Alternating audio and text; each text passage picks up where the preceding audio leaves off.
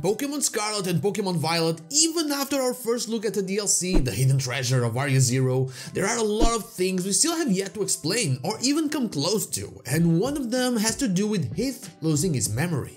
Where did he go and what did he find there? And why might someone else have entered that place? So hey, I'm Not So Ace Trainer, and what about the Phantom Memory? Let's get into it. With the recent reveal of Terapagos, which is likely to be either the full or at least part of the Disk Pokémon, that mysterious entry in the Scarlet and Violet books became less appealing to me, at least for now. So my eyes turned to the Phantom Memory. Also, I feel like it is important to say, the encounter with the Disk Pokémon, possibly Terapagos or a terrestrialized Terapagos, is separate from the Phantom Memory situation. We all know about it and talked about it before. Heath strayed far from the team and then was found unconscious with a faint memory of speaking to someone in an unfamiliar place. He had a page with his own handwriting, but he had no memory of writing it at all.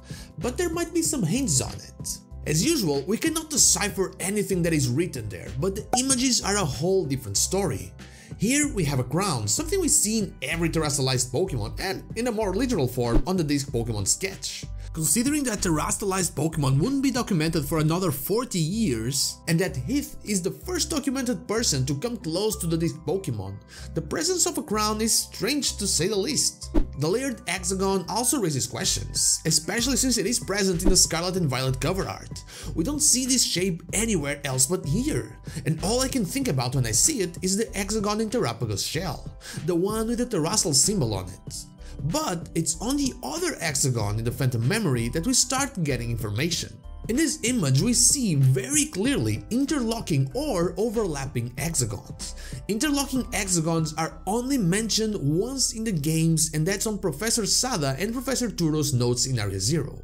Overlapping hexagons are mentioned only once as well, and that's on how Heath described the Disk Pokemon in the Scarlet and Violet books. There's also another very interesting thing.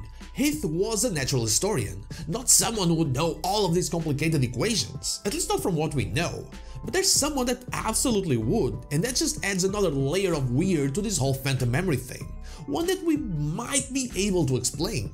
If you've been following the channel for a while, you probably remember the video I made trying to decipher the Disk Pokemon.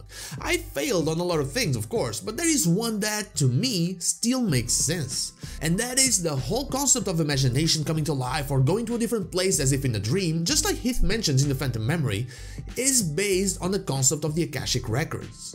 The Akashic Records, in a very summarized way, are believed to be a cosmic database or library that contains information about every soul's journey, experience, and dreams throughout time. It is said that this knowledge can be accessed through meditation, hypnosis, or spiritual practices by those who are trained to do so. The information contained within the Akashic Record is thought to offer guidance, insight, and wisdom to individuals seeking to understand their purpose and path in life. Find their treasure, one could say. It's a place where all time exists at the same time.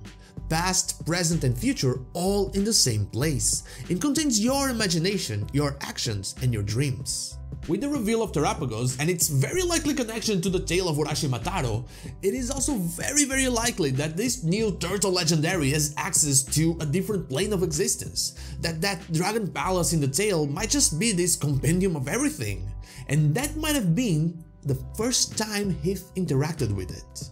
This next part lacks one thing for me to be fully confident of what I'm saying, and that is the order of events. For this theory to work, or at least to make the most sense, Heath would have to have encountered the Disk Pokemon before having the events of the Phantom Memory. The description that Heath gives of Terapagos is nothing like the Terapagos we were introduced to. It feels like what we're seeing is an alternative form, or that it is somehow terrestrialized into a different form. If what we're seeing in current days is connected to this power, that power is somehow leaking and affecting everything around it. Heath's curious mind would very likely want to explain what was going on there in the Great Crater of Paldea, and when he wandered off, he was likely affected by its power.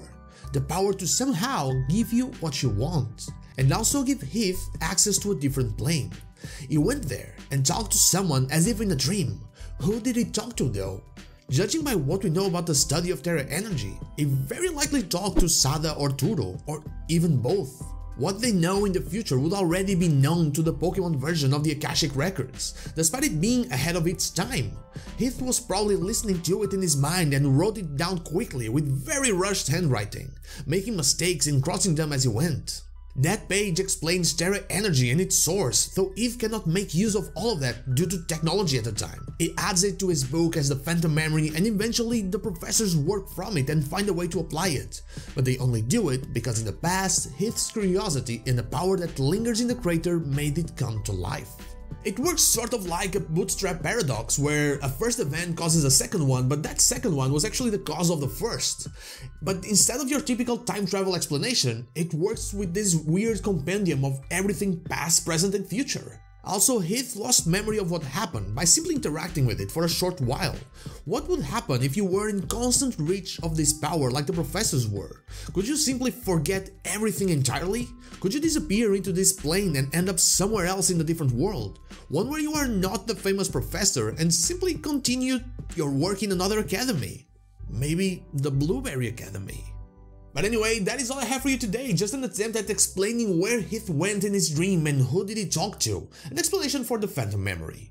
But what about you? What is your explanation for the Phantom Memory? Let me know in the comments down below. And also, before I go, let me thank my Twitch viewer Tyrant Gorilla 197 for claiming the shoutout for this video. Thank you so much for all of your support. And now, like the video if you like it, dislike if you don't, and don't forget to subscribe to the channel for more Pokemon content, and also ring the bell so you know when the next video is out. You can follow me on social media and Twitch. I stream there Wednesday to Sunday, not Saturday, or join our Discord. All the links are in the description.